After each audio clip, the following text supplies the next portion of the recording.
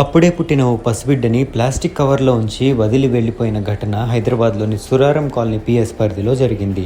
అక్కడి విశ్వకర్మ కాలనీలో తెల్లవారుజామున 3 గంటల సమయంలో ఓ నవజాత శిశువుని కవర్లో పెట్టి పట్టుకొచ్చిన ఓ యువకుడు ఆ ప్లాస్టిక్ కవర్ని ఆటోలో వదిలేసి వెళ్లాడు.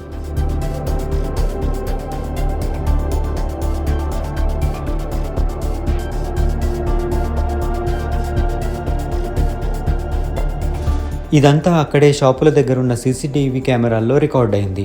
ఆటోలో బిడ్డ ఉన్న విషయం తెలుసుకున్న స్థానికులు పోలీసులకి సమాచారం ఇచ్చారు.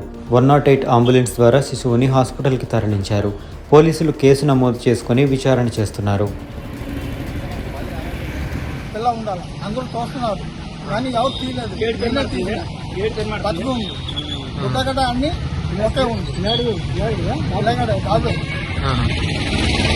నేను 5:20